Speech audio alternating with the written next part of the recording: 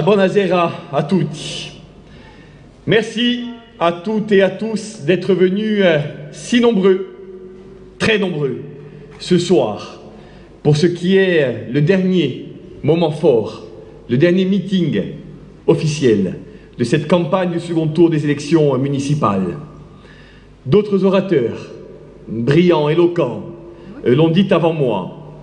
C'est un moment qui est certes un moment de recueillement, mais ce n'est pas un moment d'abattement, ce n'est pas un moment de résignation, ce n'est pas le moment où l'on capitule et où l'on pense que les dés sont définitivement jetés et que ce qui s'est passé dimanche pour partie va se réaliser et se concrétiser complètement dimanche prochain.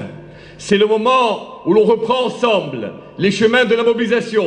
C'est le moment où ensemble on retisse l'espoir qui nous a fait vivre et développer une campagne magnifique durant des mois, une année. C'est le moment où ensemble on reprend les chemins de la victoire. Moi,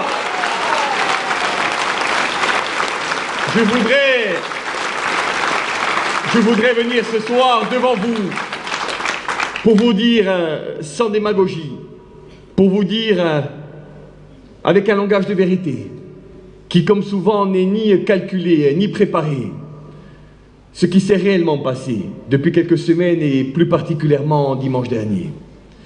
Viviane le rappelait, nous étions ici il y a quelques mois déjà, pour deux raisons.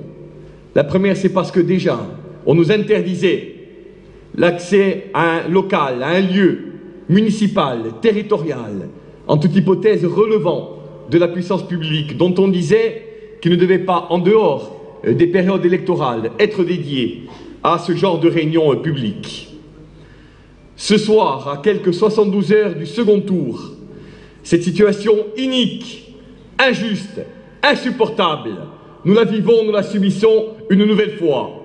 S'il fallait, parmi les centaines et les milliers de raisons qui vont nous conduire dimanche à voter pour une alternative, en voilà une supplémentaire.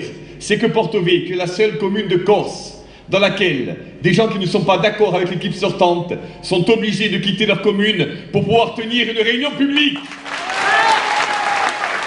Cela, nous ne le vivons qu'ici. Et d'ailleurs, si nous le vivons une nouvelle fois, à quelques jours à peine du second tour, c'est bien parce que demain, vendredi, nous aurons le critérium qui se déroulera jusqu'au dimanche, jour du vote. Vous n'êtes pas sans savoir d'ailleurs les difficultés qui seront engendrées par cette manifestation en termes d'accès au bureau de vote. De la même manière, vous n'avez pas été sans vivre dimanche dernier, pour vous qui êtes allés par milliers aux urnes pour exprimer votre devoir civique et faire entendre votre voix. Eh bien, vous-même avez été obligé de patienter parfois 1-2 heures pour pouvoir voter, comme c'est le cas dans toutes les communes, dans toutes les démocraties modernes et équilibrées de l'île. À Porto Vecchio, nous le savons, rien n'est jamais vraiment comme ailleurs, y compris de ce point de vue-là. Ces désagréments vécus, ce que nous vivons encore ce soir, nous renvoie à l'idée, nous renvoie à la réalité d'une démocratie qui, à certains égards, mes amis, je le dis solennellement, sans emphase d'aucune sorte, ni sans excès, n'a plus de démocratie que le nom. Comment? Où a-t-on vu ailleurs que chez nous 1200 procurations pour le premier tour, avec entre les deux tours, au moment même où nous parlons, des dizaines qui encore et encore continuent d'affluer. Où a-t-on vu des dizaines de contrats de travail de 2 mois, de 3 mois, de 6 mois, signés pour certains jusqu'à hier, au coin d'un comptoir ou dans la rue? Où a-t-on vu des inscriptions par centaines, dépassant même le millier, intervenir dans un contexte tout à fait particulier, avec une élection capitale? Et surtout, où a-t-on vu autant de morgue, autant d'arrogance, autant de mépris, à l'endroit de ce que vous, porto-vecchiais de tous horizons, de toute catégorie sociale ou professionnelle, porto-vecchiais de cœur, porto-vecchiais d'origine, où a-t-on vu autant de mépris à l'endroit de tout ce que vous incarnez, vous défendez, vous représentez dans votre grande diversité? Alors je voudrais vous dire ce soir que cette morgue, que ce mépris, que cette arrogance ne feront pas long feu je voudrais vous dire que dimanche, rien n'interdit de penser que l'élan extraordinaire et magnifique, tel que né au cours des dernières semaines et des derniers mois, qui a redoublé d'intensité depuis lundi dernier, eh bien, il pourra aussi, et pourquoi pas, je vous le dis car je le crois sincèrement, au plus profond de mon âme, nous porter ensemble vers une victoire d'autant plus belle que nos adversaires la prédisent déjà comme étant impossible. Elle n'est pas impossible. Elle est même à certains égards à portée de main. Elle est même à certains égards à portée de main. Ce comportement injuste, ce comportement indigne, il a été le fait d'un homme, il a été le fait d'une équipe qui ont piétiné la démocratie au nom d'un intérêt seulement. La réélection, comme l'a dit Viviane, coûte que coûte. Alors dimanche dernier, j'ai tout entendu. Et on a convoqué promptement tous les politologues de salon pour tenter de décrypter les raisons d'un écart manifestement plus important que ce qui aurait pu être envisagé. C'est l'union avec la gauche. Alors moi, je vais vous le dire ce soir, sans démagogie aucune, mais avec les accents jamais fins, de la sincérité et de la conviction profonde. Cette union, nous l'avons voulue. Cette union, nous l'avons réalisée. Cette diversité ce soir devant vous, et une nouvelle fois, je la revendique et j'en suis fier. Car nous n'avons pas cédé aux tentations qui consistent parfois, d'un tour à l'autre, à opérer des remaniements qui peuvent s'avérer légitimes. Nous avons voulu, très en amont, préparer un projet, élaborer une doctrine, mettre en œuvre dans tous les grands domaines de l'action publique des propositions fortes. Ce sont ces propositions, c'est ce projet, les convergences qu'il a fait naturellement apparaître, qui nous ont dicté ce rassemblement. Ça n'est rien d'autre. Nous aurions pu, nous aussi, partir en ordre dispersé au premier tour, et comme on le dit un peu trivialement, rassembler au plus large, pour ensuite, au second, tenter de nous fédérer. Je ne critique pas, loin s'en faut, cette méthode, mais je dis que cette force du projet, que cette idée partagée d'un avenir différent pour chacun des porto-vecchiais, nous l'avons tellement ressenti après des décennies d'immobilisme, d'injustice, d'absence d'alternance, que nous avons voulu, ensemble, la concrétiser et la réaliser dès le premier tour. Je vous le redis ce soir, nous avons bien fait. Vous avez bien fait.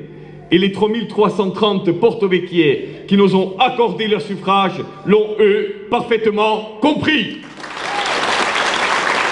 On en a entendu d'autres nous dire non, ça n'est pas l'union, c'est peut-être le comportement de candidats qui disaient de notre côté que le projet, que les idées étaient plus importants que ce qui pouvait être déployé en face. Là aussi, je reviens devant vous, avec mes amis, pour vous dire fermement la foi profonde que j'ai dans les idées, dans les projets, oui, car je crois qu'ils transcendent les intérêts partisans, les querelles de clocher, les petits problèmes du moment, qui sont ce qui rassemble réellement, par-delà les étiquettes, les attitudes personnelles, partisanes des uns ou des autres, ce qui nous fait croire en un porto-vecchio meilleur et différent, qui dès dimanche pourra commencer à prendre corps, si une nouvelle fois et massivement vous nous accordez votre confiance. C'est la vision que nous avons de cette ville. Une ville qui, comme le rappelait Jean-Charles, sur un mode poétique certes, mais ô combien politique, ne doit plus laisser aucun de ses enfants au bord de la route. Une ville qui doit garantir une égalité de droits et de devoirs, mais également d'accès aux services publics, à la culture, au sport, à la vie sociale, à tout ce qui fonde un développement réussi, parce que partagé, des plus faibles aux plus importants, des sans grades aux plus connus, des anonymes aux plus célèbres, le porto-vecchio de demain ne laissera avec nous personne au bord du chemin. Je sais que ce n'est pas là le projet de ceux qui nous combattent, que nous, certes, nous sommes aujourd'hui résolus à combattre également, mais que durant toute la campagne électorale, nous n'avons jamais critiqué, nous n'avons jamais attaqué en termes personnels. Eux, mes amis, qu'ont-ils fait? Ils nous ont traînés dans la boue, ils nous ont diabolisés, ils ont répandu les pires rumeurs, ils ont fait propager par des gens payés par vos deniers, recrutés il y a encore quelques semaines à peine, les pires calomnies et les pires mensonges. En sortent-ils grandis? Non. En sortent-ils vainqueurs? Non. La démocratie en sort-elle plus forte? Non plus. Mais ce que je sais, c'est qu'à aucun moment nous n'avons cédé à pareille tentation. Que nous, malgré les critiques, y compris celles qui venaient de nos rangs, qui nous demandaient d'être plus incisifs, plus agressifs, d'employer les mêmes armes, les mêmes tons, nous sommes restés droits, la tête haute, debout devant vous, et nous avons incarné avec tolérance, humanité et respect une opposition politique digne de ce nom. Nous n'avons pas sombré dans cette attitude folle qui aurait consisté à répondre à l'injure par l'injure, au sarcasme par les sarcasmes, aux insultes par les insultes. Nous avons respecté d'autres porto-vecchiais, quand bien même nous montraient-ils du doigt. Mais ce soir, je le dis devant vous, utropia, awa, basta! Car c'est pratique, c'est pratique.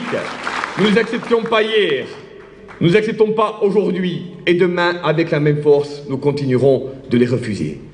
Alors, depuis lundi, je vous le dis car c'est ce que nous avons vécu après quelques heures, quelques instants d'abattement, d'incompréhension, eh bien s'est installé le temps de l'espoir. S'est installé le temps d'une mobilisation qui ne doit plus faiblir. S'est installée la belle et grande idée que plus qu'une alternance, nous pouvions encore, dans quelques jours à peine, construire une alternative populaire, démocratique, au-delà même des 33 qui composent cette liste, mais pour chacune et chacun des porto-vecchiens, pour que chacun d'entre nous, au moment où il va, dans son hameau, dans son entreprise, dans son commerce, dans la rue, continue de se sentir fier d'appartenir à une communauté qui, collectivement, n'a jamais cédé. Viviane rappelait quelques mots du regretté Jackie Biancarelli. Il m'en vient au moment même où je m'exprime devant vous quelques autres. Lorsqu'il écrivait « Se notiremo cadara, qui tanto tempo un po' dura ». Ça fait trop longtemps que l'on attend, ça fait trop longtemps que l'on espère, pour qu'à quelques 48 heures à peine du second tour, nous renoncions et nous baissions les bras. Alors mes amis, ce soir plus que jamais, devant chacune et chacun d'entre vous, en conscience, en dignité et en liberté, je vous appelle à continuer à vous mobiliser. Allez et expliquez que rien n'est perdu, que rien n'est joué, que les dés roulent encore et que cette victoire tant attendue, patiemment construite et élaborée au fil des mois, ne doit plus se dérober. Allez et dites aux porto-vecchiais de tous horizons, de toutes catégories sociales et professionnelles, que par-delà l'élection d'une équipe se joue pour les 20 ou 30 années qui viennent, sans dramatiser aucun des enjeux. Un développement, un modèle de société, une idée juste ou pas de ce qu'ensemble nous pouvons continuer à réussir et à construire. Allez et faites œuvre de pédagogie, de conviction, ne lâchez rien. Chaque voix, chaque suffrage, chaque parent, chaque ami, chaque voisin doit être courtisé et convaincu, jamais contraint en aucune façon, mais toujours convaincu à force d'arguments que le chemin que nous proposons, il est juste, il est beau, et que dimanche prochain, il est le seul chemin qui vaille. Alors dans les 48 heures qui viennent, mes amis, allez et gagnez! Allez et gagnez! Allez et gagnez! Aïe, Kéor, Apiou Kébaï! On peut gagner, on doit gagner, on va gagner! Aïe, Kéor! A domingo, levantamento na gauche! É Marisa! Para prospecto! Faz oportunidade, e faz oportunidade, por esse campanile em Carazoia. Aí, Peão!